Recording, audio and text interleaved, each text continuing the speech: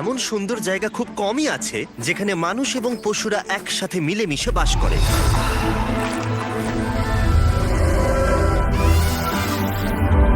আফ্রিকার মধ্যবর্তী এক অঞ্চলে কেনিয়াতে বসবাস করে মাসাই মারা উপজাতি। আমি এখানে 1 বছর আগে এসেছিলাম যখন গোটা আফ্রিকা জুড়ে 100টা কূপ খনন করা হচ্ছিল। যখন আমার সাথে দেখা হয়েছিল মাসাই উপজাতির একটি প্রাচীন যাযাবর গোষ্ঠী, যারা বহু বছর ধরে তাদের সংস্কৃতি এবং জীবনযাপনের পদ্ধতিকে ধরে রেখেছে। কিন্তু আমরা সারা বিশ্বের অন্যান্য জায়গায় যেমনটা দেখি, লোভ এবং মানুষের অজ্ঞতা প্রাকৃতিক পরিবেশের জন্য সবথেকে বড় হুমকি হয়ে দাঁড়িয়েছে। প্রাণীরা তাদের নিজের জায়গা খুঁজে নেয় মানুষের থেকে বাঁচার জন্য। পৃথিবীর প্রতিটা প্রান্তে প্লাস্টিক ছড়িয়ে গেছে, এটা সকলের জন্য একটা হুমকি। বিশ্বজুড়ে প্রায় এখন 1 মিলিয়ন প্রাণী বিলুপ্তির পথে। কিন্তু আশার আলো এখনো আছে। এটা মাসাই মারা ওয়াইল্ড লাইফ কনজারভেন্সি অ্যাসোসিয়েশন, স্থানীয় মাসাই লোকদের একটা দল যারা সংমিশ্রণ করার চেষ্টা করছে অবশিষ্ট ঐতিহ্যগত পদ্ধতি এবং আধুনিক প্রযুক্তি, যেমন ডেটা সায়েন্স এবং অ্যানালাইসিস। চোরা শিকার মুক্ত করা এবং অবশিষ্ট প্রাকৃতিক সম্পদ রক্ষা করাই এর লক্ষ্য। কিন্তু এখনো এমন অনেক বাধা আছে যেগুলো নিয়ে কেউ কোনো কথা বলে না। তাই ড্যান এবং ড্যারেন মাসাই মারাতে ফিরে গেল এই সম্প্রদায়কে কিভাবে সাহায্য করা যায় সেটা দেখতে। এবং তাদের ক্যাম্প থেকে কিছুটা দূরে ড্যান এবং ড্যারেন অসাধারণ কিছু একটা দেখতে পেল। অসাধারণ। এ হলো এলিজাবেথ, অন্যতম বিপন্ন সাদা গন্ডার যাদের রেঞ্জাররা রক্ষা করছে।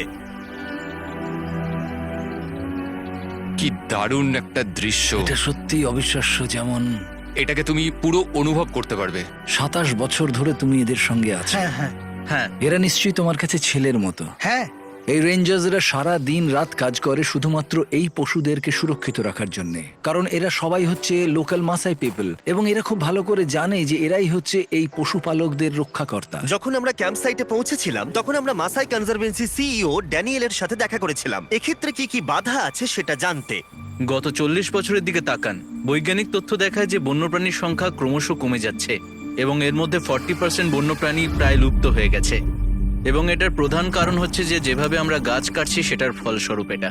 মাসাই মারার পতন শুরু হয়েছিল আজ থেকে 60 বছর আগে, যখন জমিগুলোকে ভাগ করা হয়েছিল এবং ব্যক্তিগত মালিকানার জমি মাসাই উপজাতিকে দেওয়া হয়েছিল। এর ফলে বিনিয়োগকারীরা উন্নয়ন এবং প্রাকৃতিক সম্পদের শোষণের জন্য জমি ক্রয় করে। অনেক মাসাইয়ের কাছে ওই টাকা নেওয়া ছাড়া অন্য কোনো উপায় ছিল না, তাই তাদেরকে পৈতৃক বাসস্থান পরিত্যাগ করতে হয়েছিল এবং অসংখ্য মাসাই ও বন্য প্রাণীদের বাসস্থানকে বিপদের মুখে ছেড়ে আসতে হয়েছিল। এই সমস্যা মোকাবিলা করতে সংরক্ষণকারীরা জমির মালিকদের তাদের জমি মাসাই কনজারভেন্সির কাছে বন্ধক রাখার পরিকল্পনা নিয়ে এসেছিল, একটা মাসিক অর্থের বিনিময়ে, যাতে তারা তাদের অঞ্চল এবং ঐতিহ্যকে সংরক্ষণ করতে পারে।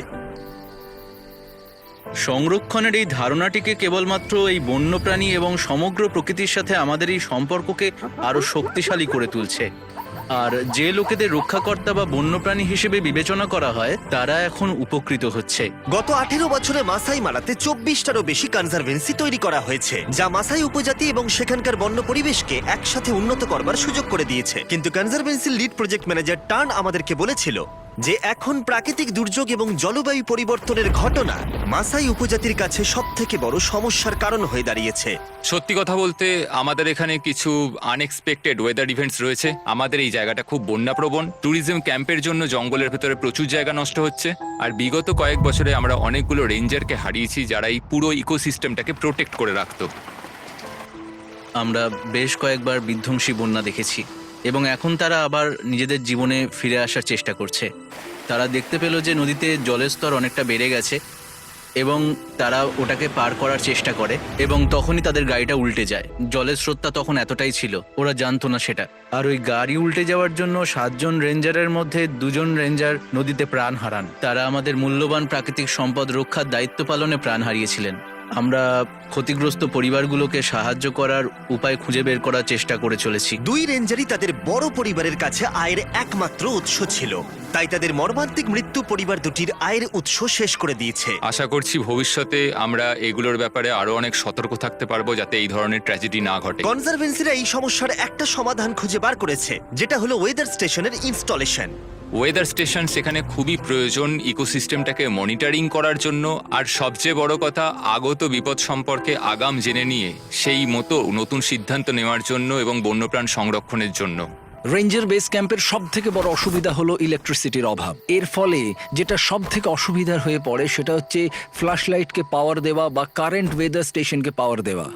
ইকোসিস্টেম মনিটরিং আর ইকোসিস্টেম ম্যানেজমেন্টের জন্য এই ধরনের প্রযুক্তিগুলো আমাদের মধ্যে থাকা খুব দরকার, যাতে রেঞ্জাররা তাদের প্রয়োজন মতো কাজ করতে পারে এবং এই বন্যপ্রাণ সংরক্ষণের জন্য আরো ভালো উন্নত পদক্ষেপ আমরা নিতে পারি, যাতে এখানকার প্রাণীগুলো সুরক্ষিত থাকে। আমাদের মনে হচ্ছে যে আমরা এই পরিস্থিতির একেবারে শেষ পর্যায়ে এসে দাঁড়িয়ে আছি। এই মুহূর্তে কিছু করা না গেলে সবকিছু একেবারে শেষ হয়ে যাবে। তাই আমরা আমাদের সবটুকু চেষ্টা করতে চাই যাতে মাসাই মারা সংরক্ষণে একটা দীর্ঘস্থায়ী প্রভাব পড়ে। তাই ড্যারেন মিশেলের সাথে দেখা করলো, আমাদের লং টার্ম পার্টনার গিভ পাওয়ারের প্রেসিডেন্ট। তারা কনজারভেন্সির সাথে রেঞ্জারদের জন্য ক্লিন এনার্জি তৈরি করার চেষ্টা করছে, যাতে গিভ পাওয়ার গোটা রেঞ্জার স্টেশনকে ক্লিন এনার্জির সাথে রাতের বেলা আলো দিতে পারে। এবং সব থেকে বেশি গুরুত্বপূর্ণ হলো ওয়েদার স্টেশন এবং সেন্সরকে পাওয়ার সাপ্লাই করা, যাতে আবহাওয়ার পরিবর্তন বুঝতে এবং মাসাই উপজাতিকে সুরক্ষিত রাখতে সুবিধা হয়। আসলে আমি খুব এক্সাইটেড ছিলাম, কারণ আমাকে সুযোগ করে দেওয়া হয়েছিল এই রেঞ্জার স্টেশনগুলিতে পাওয়ার এনে দেওয়ার জন্য। আমরা এখানে একটা ডিজিটাল কানেকশন তৈরি করে দেওয়ারও সুযোগ পেয়েছি, সেই ইনফরমেশনগুলোকে জড়ো করে দেওয়ার জন্য যেগুলো তারা ফিল্ড থেকে পায়, এবং যাতে আমরা সবাই মিলে এই কার্বন ক্রেডিটস শুরু করতে পারি। কোম্পানিগুলো কার্বন ফুটপ্রিন্ট অফসেট করতে কার্বন ক্রেডিট কিনেছে এবং সেগুলোকে কাজে লাগাচ্ছে গ্রিন হাউস গ্যাসকে কন্ট্রোল করতে। যদি কনসারভেন্সিগুলোর কাছে আরো ওয়েদার স্টেশন থাকে, তাহলে কোম্পানিগুলোকে তারা কার্বন ক্রেডিট বিক্রি করতে পারবে, যাতে মাসাই মারার বিস্তার এবং সুরক্ষা আরো নিশ্চিত হয়। আমরা যে 7টা ওয়েদার স্টেশন এবং সোলার গ্রিড ইনস্টল করেছি, সেটা ড্যারেনের সাথে ড্যানিয়েলকেও অনেকটাই অবাক করে দিয়েছিল। ড্যানিয়েল, আমরা আরো নতুন 5টা ওয়েদার স্টেশনের পেছনে ইনভেস্ট করতে যাচ্ছি। আমার কাছে কৃতজ্ঞতা প্রকাশ করার কোনো শব্দ নেই। আমি মাসাই সম্প্রদায়ের হয়ে এই কথাটা সবাইকে বলতে চাই। এখানের হাজার হাজার জমির মালিক যারা এখানে নেই, তারা খুব খুব খুশি হবে।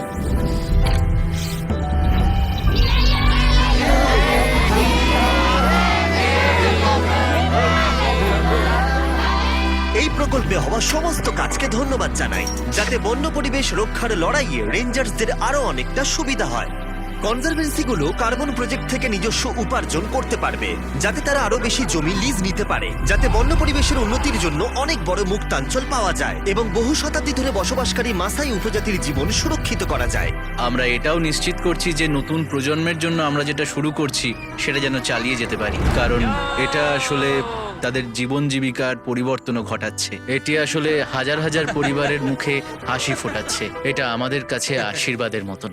মাসাই উপজাতির জন্য আমাদের ডোনেশন এবং ড্যানিয়েলের আন্তরিক চেষ্টা বাস্তবায়িত হওয়া সত্ত্বেও মাসাই মারার জন্য এখনো 5টা ওয়েদার এবং পাওয়ার স্টেশন প্রয়োজন, যার জন্য দরকার প্রায় $1 লাখ।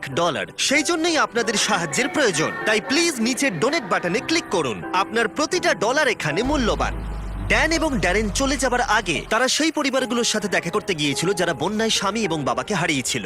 ড্যানিয়েল তাদেরকে বুঝিয়েছিল যে বিস্ট ফিলান্থ্রপি তাদের বিশাল আর্থিক বোঝা কমাতে পুরো 1 বছরের জন্য তাদের গোটা পরিবারের জীবনযাত্রার খরচ ডোনেট করছে। রেঞ্জাররা এই জমিকে রক্ষা এবং সংরক্ষণ করতে অনেক ত্যাগ স্বীকার করেছে, তাই আমাদের এই সাহায্য করার চেষ্টা খুবই গুরুত্বপূর্ণ ছিল, যাতে অর্গানাইজেশনগুলোকে সাপোর্ট করা যায় মাসাই মারার জীবনযাত্রায় পরিবর্তন আনতে। আমাদের হাতে খুব সামান্য সুযোগ আছে কাজ করার, আর অনেক দেরি হওয়ার আগে এটাই বোধহয় আমাদের শেষ সুযোগ। আমাদের ভিডিও দেখা এবং ডোনেট করবার জন্য অসংখ্য ধন্যবাদ, যাতে আমরা এই ধরনের প্রজেক্ট অর্গানাইজেশনগুলোর সাথে আরো করতে পারি যারা আমাদের পরিবেশকে রক্ষার চেষ্টা করে যাচ্ছে। তাই আমাদের ডোনেশন বাটনে ক্লিক করুন, যাতে আমরা এই প্রজেক্টটা সম্পূর্ণ করতে $1 লাখ লক্ষ্যে পৌঁছতে পারি।